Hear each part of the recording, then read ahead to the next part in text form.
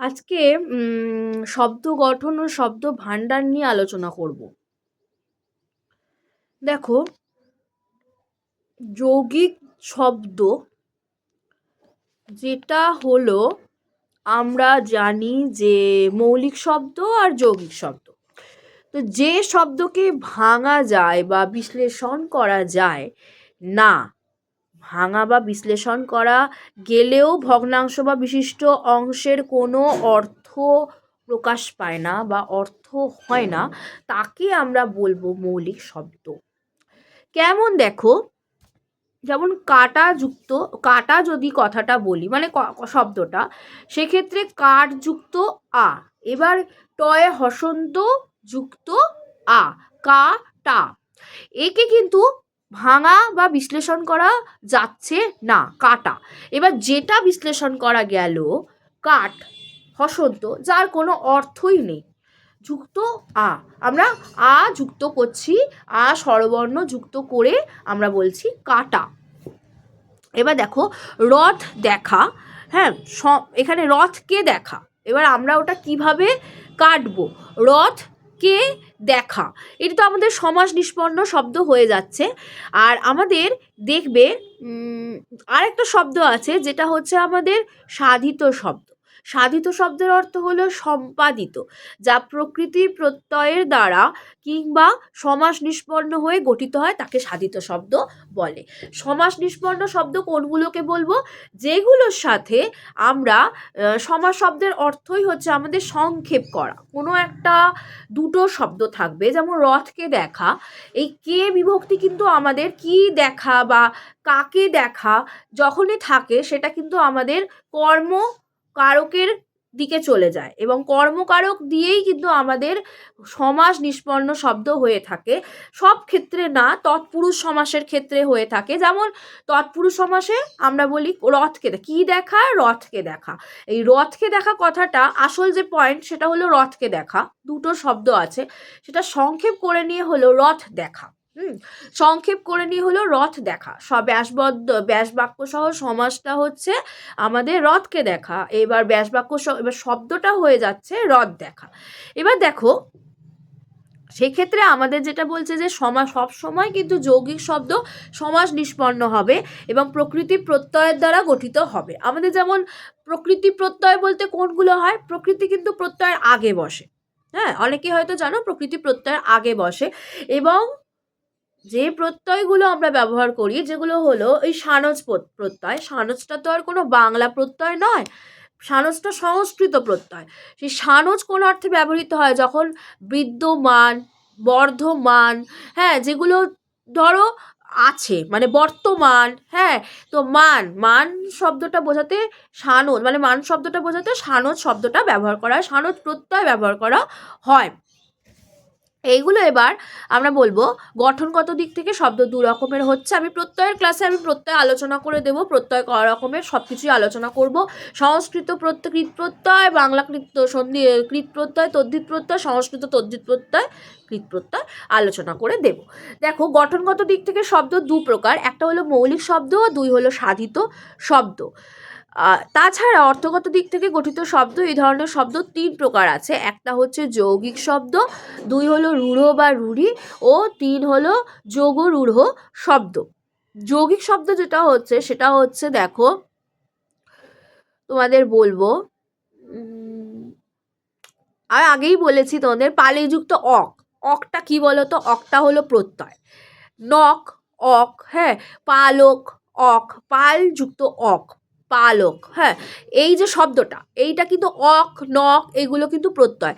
সেক্ষেত্রে পালযুক্ত অক নয়, পালিযুক্ত অক হবে পালক, সেইটার ক্ষেত্রে কিন্তু যৌগিক শব্দ হচ্ছে। আবার দেখো, দা যুক্ত ত্রিচ, ত্রিচ ধাতু, মানে ত্রিচ হলো দা ধাতু, তার সাথে ত্রিচ প্রত্যয় যুক্ত হচ্ছে, ধাতু প্রত্যয় হলো, এটা হলো ধাতু প্রত্যয়, অর্থাৎ দাতা, দা যুক্ত ত্রিচ হলো দাতা, ধাতু প্রত্যয়, কেননা দা হলো ধাতু, এবং ধাতু প্রত্যয় যখনই হবে বা ধাতু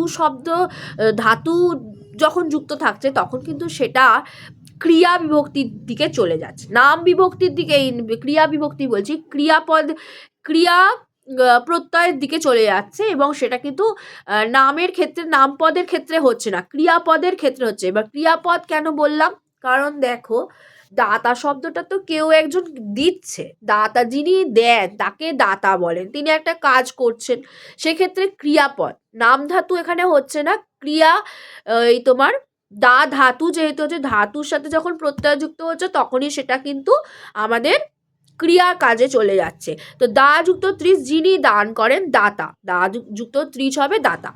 ইন্দ্র হলো জি যুক্ত কিপ, অর্থাৎ ইন্দ্রজিৎ। আশা করছি বুঝতে পারছো তোমরা, ইন্দ্রকে জয় করেন যিনি, ইন্দ্রজিৎ। এখানে দেখো কিপ প্রত্যয় যুক্ত হয়েছে, জি ধাতু, ইন্দ্র প্রথম হচ্ছে আমাদের সাবস্টিটিউট, যেটা আমাদের ইন্দ্র কথাটা, ইন্দ্র তার সাথে একটা হাইফেন দিয়ে জি ধাতু থেকে আসছে, জিতের জি, তার সাথে কিপ প্রত্যয় যুক্ত করছি, খণ্ডের তো আছে লাস্টে, শেষে দেখো সেটা হচ্ছে আমাদের কিপ। ইন্দ্রকে জয় করেন যিনি, তিনি হলেন ইন্দ্রজিৎ। এই ক্ষেত্রেও কিন্তু প্রকৃতিগত শব্দ, প্রকৃতি প্রত্যয়গত শব্দ হচ্ছে বলেই কিন্তু সেটা আমাদের সাধিত শব্দ হবে, কারণ তাকে আমরা ভাঙতে বা বিশ্লেষণ করতে পারছি। রাবণ যুক্ত স্নি, অর্থাৎ মূর্ধন্য শয়ে মূর্ধন্যয়ে হস্যই, রাবণ যুক্ত স্নি, যেটা হলো রাবণী। হ্যাঁ, রাবণীর ক্ষেত্রে কিন্তু দেখো আমি বলবো এটাও ভাঙা হচ্ছে, স্নি প্রত্যয়ে যুক্ত করছি, সেটাও কিন্তু ভাঙছি। ডাক্তার যুক্ত হস্যই, ডাক্তারি, এটার ক্ষেত্রেও কিন্তু একই ব্যাপার ঘটছে। এবার আমি চলে যাচ্ছি রূঢ়ি শব্দে বা রূঢ় শব্দে। দেখো হস্তযুক্ত ইন হচ্ছে হস্তি, হস্তি দীর্ঘই এবং ইন প্রত্যয় যুক্ত হচ্ছে। সুযুক্ত সন যুক্ত অযুক্ত আ, শুশ্রূষা, শ্রু যুক্ত অন প্রত্যয় যুক্ত অ স্বরধ্বনি অ যুক্ত আ, আমরা কিন্তু শুশ্রূষা, অ যুক্ত আ, এটা পুরোটা যখন দেব, ছুনিবার ইচ্ছা, অর্থাৎ ব্যবহারিক অর্থ সেবা, কিন্তু শুশ্রূষার আক্ষরিক অর্থ হয়ে যাচ্ছে শুনিবার ইচ্ছা। হ্যাঁ, সদ যুক্ত রু, অর্থাৎ আমরা বলবো শত্রু, শত্রু যে ধ্বংস করে দেয় তাকে শত্রু বলা হয়, যে ধ্বংস করে তাকে শত্রু বলে। সৎ যুক্ত রু, শত্রু। ব্যবহারিক অর্থ হলো যে বিরোধী হয় তাকে শত্রু, আমরা ব্যবহারিক অর্থে ব্যবহার করি, শত্রু অর্থে যে বিরোধ ঘটাচ্ছে বা বিরোধী হচ্ছে সেই হলো শত্রু। আবার দেখো কুশ যুক্ত ল, কুশল, এক্ষেত্রে দেখো আক্ষরিক অর্থ হলো কুশ আহরণকারী, কুশ আহরণকারী, সে হলো কুশল, কুশ যুক্ত ল। এবার ব্যবহারিক অর্থ হয়ে যাচ্ছে আমাদের নিপুণ, কুশল শব্দের অর্থ হলো নিপুণ, নিপুণতা যার মধ্যে আছে সে নিপুণ। কুশ যুক্ত ল হলো কুশল, এইটা যুক্ত বর্ণে আমরা যুক্তে ভেঙেছি, এবার ভাঙার ফলে সেটা সাধিত শব্দ হয়ে গেছে। আচ্ছা, যে শব্দের প্রকৃতি প্রত্যয়গত অর্থের দ্বারা ভাষায় ব্যবহৃত ব্যবহারিক অর্থ আদৌ প্রকাশিত হয় না, ব্যবহারিক অর্থ প্রকাশ পাচ্ছে না, কি করে ব্যবহারিক অর্থ প্রকাশ পাবে?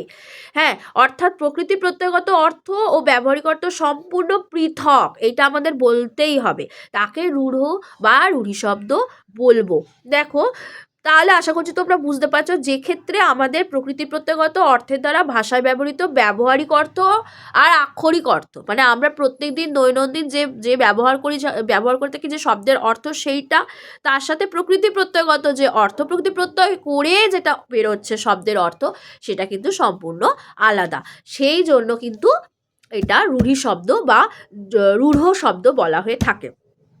যোগরূঢ়ই যাচ্ছি। দেখো যোগরূঢ় শব্দ হচ্ছে যেমন পদ্ম বা পঙ্কজ, সবসময় কিন্তু পঙ্কজটা দেখবে পরীক্ষায় দিয়ে দেয়, যে পঙ্কজ কথাটা কোন মানে শব্দটা কি শব্দ, সব ক্ষেত্রেই দেয়, এমনকি চাকরির পরীক্ষার ক্ষেত্রেও দিয়ে থাকে, যে পঙ্কজ যুক্ত পঙ্ক পঙ্ক অর্থে পাক, সেটা না, পঙ্ক হাইফেন দিয়ে জন যুক্ত অ, অ সেটা ব্র্যাকেটের ড, অর্থাৎ ওটা কিন্তু প্রত্যয়, অপ্রত্যয়, একদম প্রথমের প্রত্যয়টায় চলে যাবে, যে প্রত্যয়টা হচ্ছে অপ্রত্যয়, সংস্কৃত কৃত প্রত্যয় যেটা অপ্রত্যয়, সেই প্রত্যয় যুক্ত করে জন যে ধাতু তার সাথে যুক্ত করব, কৃত প্রত্যয় সবসময় ধাতুর সাথে যুক্ত হবে এবং সেখানে কৃদান্ত শব্দ চলে আসে।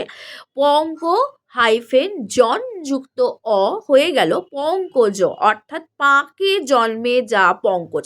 এটাই হলো তোমার যোগরূঢ় শব্দ। যোগরূঢ় শব্দের কিন্তু পঙ্কজ আমরা বলছি পাকে জন্মে যা, ব্যবহারিক অর্থ কিন্তু সেটা নয়, ব্যবহারিক অর্থ হয়ে যাচ্ছে পদ্ম।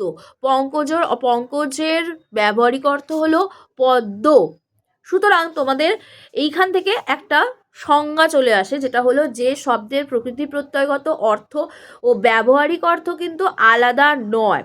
দেখো, পাকে যা জন্মায় তাকে তো আমরা পদ্মই বলে থাকি। যদি তোমাকে এইভাবে প্রশ্ন করা হয় এমন একটি ফুলের নাম বলো যেটা পাক থেকে জন্মায় বা পাকে জন্মায়, পাক থেকে ঠিক নয় কথাটা, পাকে জন্মায়, তখন তোমার সঙ্গে সঙ্গেই মনে চলে আসবে পদ্ম ছাড়া আর কি হবে, পদ্ম, সঙ্গে সঙ্গেই মনে আসবে পদ্ম।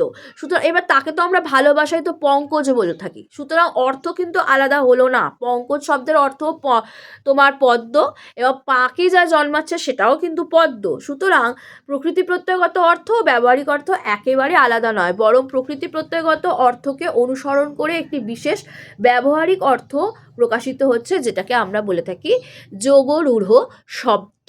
হ্যাঁ, যেটাকে আমরা বলে থাকি যোগরূঢ় শব্দ। আজকে এইখানে পর্যন্তই। পরের ক্লাসে দেখো, পরের ভিডিওর জন্য ওয়েট করো তোমরা, আর চ্যানেল সাবস্ক্রাইব করো, বেল আইকন দিয়ে রাখো। কোনো দিন যদি লাইভ ক্লাসে আসি আমি আগে থেকে তোমাদের জানিয়ে রাখবো। তোমাদের বেল আইকন সেই কারণে দিয়ে রাখতে বলা, এবং কমেন্টে জানাও তোমাদের কেমন লাগছে। চ্যানেল সাবস্ক্রাইব করো, বন্ধুদের সাথে শেয়ার করো। Thank you.